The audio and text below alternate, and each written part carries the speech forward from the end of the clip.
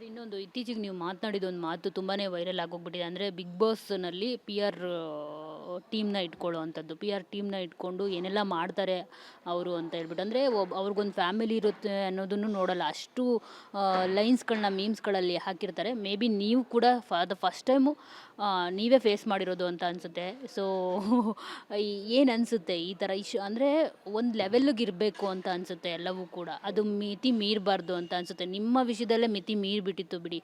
ಅಂದರೆ ಈಗ ಬಿಗ್ ಬಾಸಲ್ಲಿ ಏನೋ ಆಗಿರುತ್ತೆ ಅದಕ್ಕೆ ಇನ್ನೊಂದಷ್ಟು ಉಪ್ಪು ಖಾರ ಹಾಕ್ತಾರೆ ಇವರು.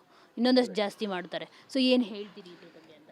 ಮ್ಯಾಮ್ ಪಿ ಆರ್ಗಳು ಸಿ ನಾನು ಎಲ್ಲರೂ ಆ ಥರ ಮಾಡ್ತಾರೆ ಅಂತ ಹೇಳ್ತಿಲ್ಲ. ಪಿ ಆರ್ಗಳು there are different kind of P Rs. ಅದರಲ್ಲಿ 90% ಇರೋದು ಹೇಗೆ ಅಂದರೆ ಅವರ ಒಂದು ಕ್ಯಾಂಡಿಡೇಟ್, ಅವರ ಒಂದು ಕ್ಲೈಂಟ್ ಏನು ಚೆನ್ನಾಗಿ ಮಾಡ್ತಾ ಇದ್ದಾರೆ ಅದನ್ನು ಒಂದಷ್ಟು ರೀಲ್ ಕಟ್ ಮಾಡಿ, ಡೈಲಾಗ್ಸ್ ಮಾಡಿ, ಇನ್ನೊಂದು ಮಾಡಿ, ಮತ್ತೊಂದು ಮಾಡಿ ಪ್ರಾಜೆಕ್ಟ್ ಮಾಡ್ತಾರೆ. ಕೆಲವೊಂದು ನನ್ನ ಪಿ ಆರ್ ಅಂದರೆ ಇವರು ದುಡ್ಡು ಕೊಟ್ಬಿಟ್ಟು ಅವ್ರನ್ನ ಕೆಳಗಾಕಿ ಅಂತ ಯಾರೂ ಮಾಡೋದಿಲ್ಲ, ಬಟ್ ಮಾಡ್ತಾ ಇದ್ದಾರೆ ಅದನ್ನು. ಕೆಲವೊಂದು ಪಿ ಆರ್ಗಳು ಮಾತ್ರ ಬೇರೆಯವ್ರನ್ನ ಕೆಳಗಾಕೋ ಅಂಥ ಒಂದು ಅಷ್ಟು ಪ್ರಯತ್ನಗಳು ಮಾಡ್ತಾ ಇದ್ದಾರೆ. ನೀವು ಫಾರ್ ಎಕ್ಸಾಂಪಲ್ ಗಿಲ್ಲಿ ಅವ್ರದ್ದೇ ತೊಗೊಳ್ಳಿ, ಅವ್ರನ್ನ ನೆಗೆಟಿವ್ ಮಾಡೋದಕ್ಕೆ ಒಂದಷ್ಟು ಪಿ ಆರ್ಗಳು ವರ್ಕ್ ಮಾಡ್ತಾ ಇದ್ದಾರೆ. ಓಕೆ, ಗಿಲ್ಲಿ ದುಡ್ಡು ಕೊಟ್ಟು ನನಗೆ ಪಿ ಆರ್ ಮಾಡಿ ಅಂತ ಅಂಥ ವ್ಯಕ್ತಿ ಅಲ್ಲ ಗಿಲ್ಲಿ. ಗಿಲ್ಲಿ ಪಿ ಆರ್ ಇಟ್ಕೊಂಡಿದ್ದಾನೋ ಇಲ್ವಾ ಅನ್ನೋದು ನನಗೆ ಗೊತ್ತಿಲ್ಲ. ಬಟ್ ಅವನದು ಏನು ನಡೀತಾ ಇದೆ, ಅವ್ನು ಏನು ಅವನು ಬಾಡಿ ಲ್ಯಾಂಗ್ವೇಜ್ ಇದೆ ಅಥವಾ ಅವ್ನು ಏನು ಮಾಡ್ತಾ ಇದ್ದಾನೆ, ಟೈಮಿಂಗು, ಆ ಜೋಕ್ಸು, ಆ ಕಾಮಿಡಿ, ಅದು it is going viral. People are liking it. ಎಲ್ಲಿ ನೋಡಿದ್ರು ಗಿಲ್ಲಿ ಗಿಲ್ಲಿ ಗಿಲ್ಲಿ ಅಂತ ಒಂದು ನಡೀತಾ ಇದೆ. ಬಟ್ ಕೆಲವೊಂದು ಪಿ ಆರ್ಗಳು ಏನಾಗುತ್ತೆ, ಅದನ್ನು ಓವರ್ ಹೈಪ್ ಮಾಡಿ ಅದನ್ನೇ ಗಿಲ್ಲಿಗೇನೆ ಗೊತ್ತಿರೋದಿಲ್ಲ ಇಲ್ಲಿ ಈಚೆಗಡೆ ಹಿಂಗೆ ನಡೀತಾ ಇದೆ ಅಂದ್ಬಿಟ್ಟು ಆ ಥರ ಒಂದು ನೆಗೆಟಿವ್ ಮಾಡೋದಕ್ಕೆ ಟ್ರೈ ಮಾಡ್ತಾರೆ, ವಿಚ್ ಶುಡ್ ನಾಟ್ ಹ್ಯಾಪನ್. ಬೇರೆಯವ್ರಿಗೂ ಫ್ಯಾಮ್ಲೀಸ್ ಇದೆ, ಹೆಂಡತಿ ಮಕ್ಕಳಿರ್ತಾರೆ, ಗಂಡ ಮಕ್ಕಳಿರ್ತಾರೆ, ಮಕ್ಕಳಿರ್ತಾರೆ, ತಂದೆ ತಾಯಿ ಇರ್ತಾರೆ.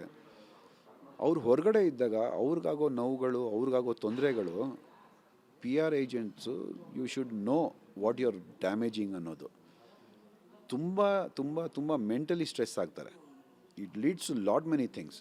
ಅದೊಂದು ಪಿ ಆರ್ ಕರೆಕ್ಷನ್ ಆಗೋಯ್ತು ಅಂದರೆ ಇಟ್ ಈಸ್ ಅ ಗೇಮ್ನ ಅವ್ರಿಗೆ ಆಡೋದಕ್ಕೆ ಬಿಡಿ. ಗೇಮ್ನ ಬಿಗ್ ಬಾಸ್ ಒಳಗಡೆ ಇರೋ ಕಂಟೆಸ್ಟೆಂಟ್ಸ್ನ ಆಡೋದಕ್ಕೆ ಬಿಡಿ, ಹೊರಗಡೆ ನೀವು ಗೇಮ್ ಆಡಬೇಡಿ ಪಿ ಆರ್ನಲ್ಲಿ ಅಂತ ನಾನು ಹೇಳೋದು ಅಷ್ಟೇ. ಸರ್ ಇನ್ನೊಂದು ಇತ್ತೀಚೆಗೆ ನೀವು ಮಾತನಾಡಿದ ಒಂದು ಮಾತು ತುಂಬಾನೇ ವೈರಲ್ ಆಗೋಗ್ಬಿಟ್ಟಿದೆ. ಅಂದರೆ ಬಿಗ್ ಬಾಸ್‌ನಲ್ಲಿ ಪಿ.ಆರ್ ಟೀಮ್‌ನ ಇಟ್ಕೊಳ್ಳುವಂಥದ್ದು. ಪಿ.ಆರ್ ಟೀಮ್‌ನ ಇಟ್ಕೊಂಡು ಏನೆಲ್ಲ ಮಾಡ್ತಾರೆ ಅವರು ಅಂತ ಹೇಳ್ಬಿಟ್ಟು. ಅಂದರೆ ಅವ್ರಿಗೊಂದು ಫ್ಯಾಮಿಲಿ ಇರುತ್ತೆ ಅನ್ನೋದನ್ನು ನೋಡಲ್ಲ. ಅಷ್ಟು ಲೈನ್ಸ್‌ಗಳನ್ನ ಮೀಮ್ಸ್‌ಗಳಲ್ಲಿ ಹಾಕಿರ್ತಾರೆ. ಮೇ ಬಿ ನೀವು ಕೂಡ ಫಾರ್ ದ ಫಸ್ಟ್ ಟೈಮು ನೀವೇ ಫೇಸ್ ಮಾಡಿರೋದು ಅಂತ ಅನಿಸುತ್ತೆ. ಸೊ ಏನು ಅನಿಸುತ್ತೆ ಈ ಥರ ಅಂದರೆ ಒಂದು ಲೆವೆಲ್‌ಗೆ ಇರಬೇಕು ಅಂತ ಅನಿಸುತ್ತೆ ಎಲ್ಲವೂ ಕೂಡ. ಅದು ಮಿತಿ ಮೀರಬಾರ್ದು ಅಂತ ಅನಿಸುತ್ತೆ. ನಿಮ್ಮ ವಿಷಯದಲ್ಲೇ ಮಿತಿ ಮೀರಿಬಿಟ್ಟಿತ್ತು ಬಿಡಿ.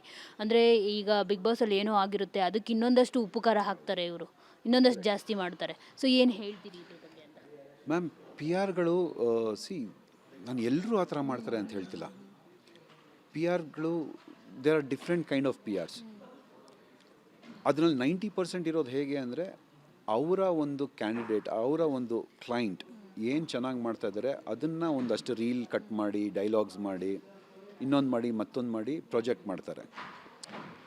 ಕೆಲವೊಂದು ನನ್ನ ಪಿ ಆರ್ ಅಂದರೆ ಇವರು